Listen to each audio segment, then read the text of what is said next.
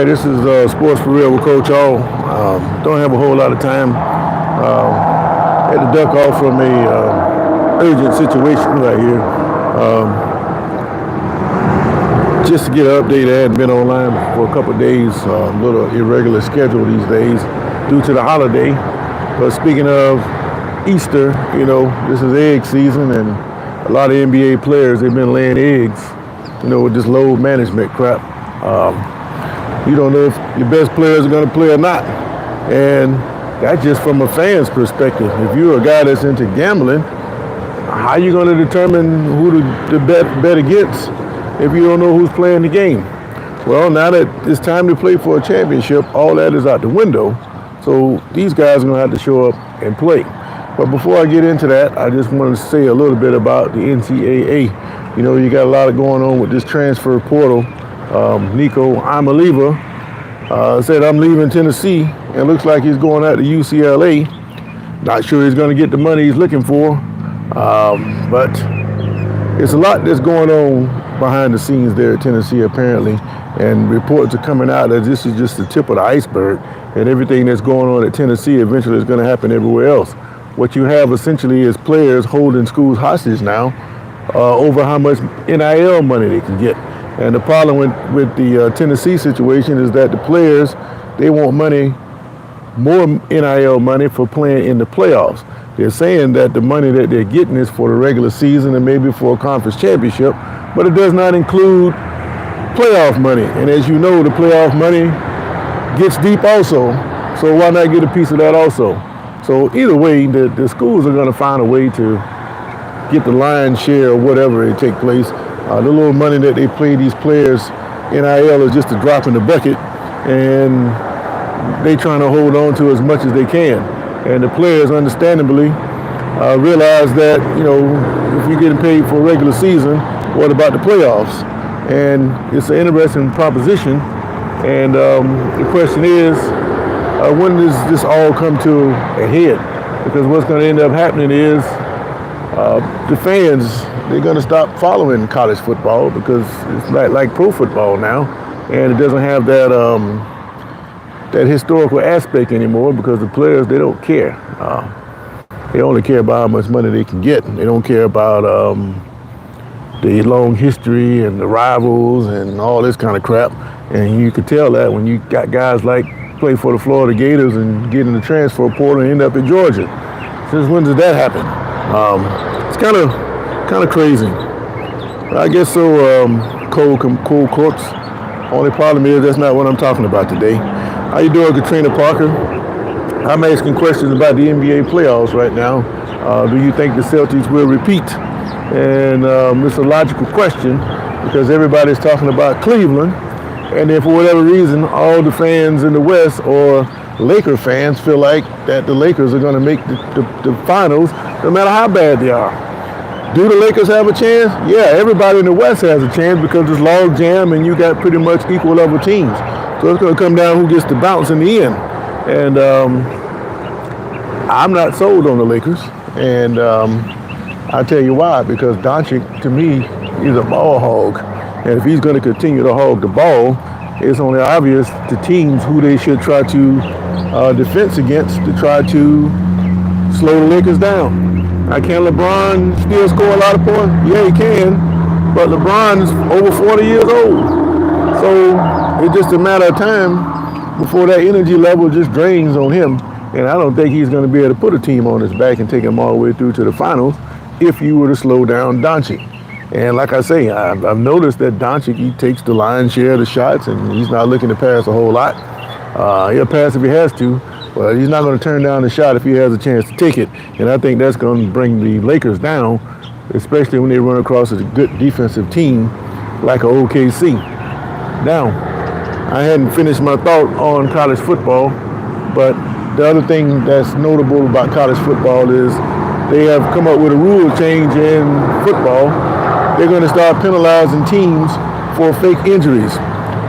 Once the ball is spot, then you start faking the injury, then they're going to charge your team a timeout. You only get 3 timeouts a half, and if you're out of timeouts, they're going to start penalizing you 5 yards every time it happens. So if you've been following college football, you know exactly what's been going on. They try to do that to get a break and to keep fast-moving teams from running their offense, and it like puts a crimp in the game, especially when you know, and it's pretty obvious to everybody, that they're faking.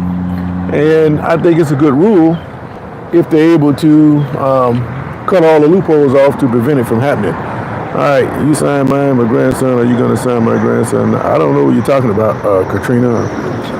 I hadn't signed anything. But, like I said, I don't have a whole lot of time, so let me get to the point here.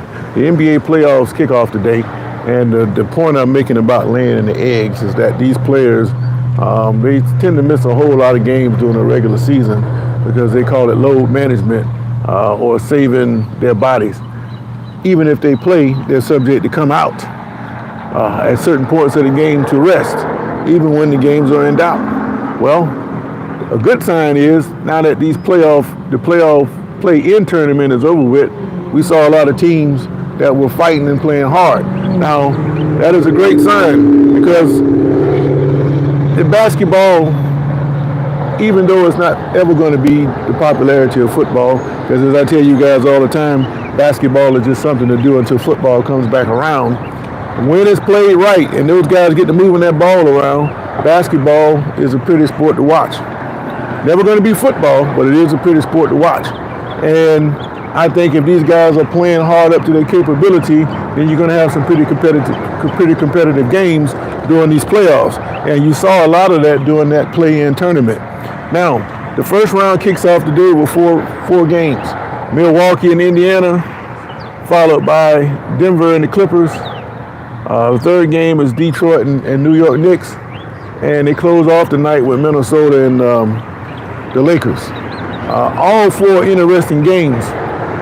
The Milwaukee team, they have been without their point guard for about 14, 15 games, Damian Lillard. He had some kind of deep vein thrombosis syndrome he had. And he's been cleared to play, and it's just a matter of when he's going to play. But it's my understanding he's not going to play today. But the way that Giannis has been playing, carrying that team, getting them through to the playoffs, and if you can get Lillard to come back to contribute the way he was doing, that takes a lot of pressure off Giannis. And then that makes Milwaukee more of a threat than they were without Lillard. But the game of the day is probably going to be the Nuggets and the Clippers. The Clippers probably playing the best basketball like anybody coming into the playoffs, but that doesn't necessarily mean that they're a threat to win it all. Some people are saying that the Clippers can come out of the West, but as you know, once the playoffs start and the adjustments have to be made, then you start to see who the better teams are. Also, James Harden tends to disappear at certain points of the playoffs. So if Harden can continue to play the way that with Kawhi Leonard, the way they've been playing together and scoring at a high rate, and solidified by the inside play of Zubac, then the Clippers are a real threat to come out of the West. But that's if they continue to play like they played the last couple weeks. And we're going to see how they match up today against the Nuggets. But the problem with the Nuggets, their number 2 player, Murray, he's been hurt lately. But the question is, can he score enough to take the pressure off Giannis? Let me get it right. Luka is with the Lakers. Jokic is with the Nuggets. I'm talking about Jokic. All right, block, I'm a drive. I don't know. I'm not even paying attention to some of the crazy things that they're talking about. But I think that if Murray is able to get enough contribution to Jokic, then Denver should be able to compete pretty well with the Clippers. But if Murray comes out and he does what he's been doing a couple times this year, scoring 1 point in the first half, 3 points here and 6 points there, then Denver doesn't have a chance. And I think it's going to be a pretty competitive series, and it's going to be interesting to see how this first game goes today. Now the other game, Detroit, the third game is Detroit and the Knicks. I think Detroit match up pretty well with the Knicks. It all depends on what kind of contribution or how consistent Karl Towns is going to be. And if he's getting his 10 or 11 rebounds and 20 plus points, and with the contribution with Brunson, then that should be a pretty competitive series. But I don't think that the Pistons is going to be able to keep up with the Knicks. And finally, you have the Timberwolves and the Lakers. The Timberwolves, they're a question mark. They're a very dangerous team when they're on, but they're not on all the time. And this is something that you can't really, it's a team that you can't really trust. And because of that, I think the Lakers are just a little bit better than Minnesota. But I wouldn't be surprised if this series goes 7 because, like I said, Minnesota's a dangerous team. And when Edwards is on with those 3-pointers, they can get pretty exciting. And I can see 1 or 2 of those games turning into a shootout between Doncic and Edwards with the role players contributing. LeBron is going to be steady. He's going to get his 15 to 20. And the rising star for the Lakers is Austin Reeves. He's been playing pretty well lately. And the Lakers are going to need that if they are going to advance to the finals like a lot of their fan base thinks they will. And I just don't think it's going to happen. But it's a step-by-step basis. And I think that after today, after the first 2 games, you'll get a sense of where the Lakers lie in Minnesota and everybody else. So we'll see how that goes. But just to recap, I just want to come on and see, make a comment or 2 about the NBA players. And I give them some credit, even though they've been laying eggs all year, sitting out of games and loafing in others. When the game is, the championship's on the line, now you're going to see who really wants to play. And based on what we saw in the play-in tournament, there's a lot of guys out there that are going to show up to play, and it's going to be interesting to watch. So that's just what I'm talking about today. And again, the NCAA, they put the rule in to try to get rid of that fake injury crap, and I think that's going to work because you only have a couple timeouts, a half anyway. And if they're going to take them from you and start penalizing you once you run out of timeouts, that is going to be detrimental. And that'll clean all that garbage up. So what they really need to do is clean the NIL up and come up with some definite rules. Because right now, the players, being that there's no definite rules, they may do anything. They may come out of the game and think they're going to play and then boycott right in the middle of the game. I can see that happening. If the money's not right, they're not going to play. I mean, it happens all the time in the entertainment world. They get promised all this kind of money by the promoter, and then when they get there, the money's not there, but yet you got a packed house. So either you're going to pay me my money now, or we're not going on stage. And if I do go on stage, I'm going to tell the fans what's going on. That's the kind of stuff that goes on behind the scenes in the entertainment, in the music world. So I can see it coming in sports because the NIL is getting so large, and the players agree to a regular season amount, but they're not getting the extra money for the playoffs. Eventually, that's going to become problematic for the NCAA, and it's a problem that they definitely have to solve. So we'll keep an eye on that. But anyway, it's going to be a great day. If I don't see you between now and Easter, have a happy Easter. Don't eat too many eggs, man, because we're going to be smelling all that gas all over the place, if you know what I mean. But I appreciate you chiming in with me. Cole Corpse, Katrina Parker, everybody else. Anybody who voted on this poll, a lot of people think the Celtics will repeat. I don't know. Can they get by Cleveland is a question.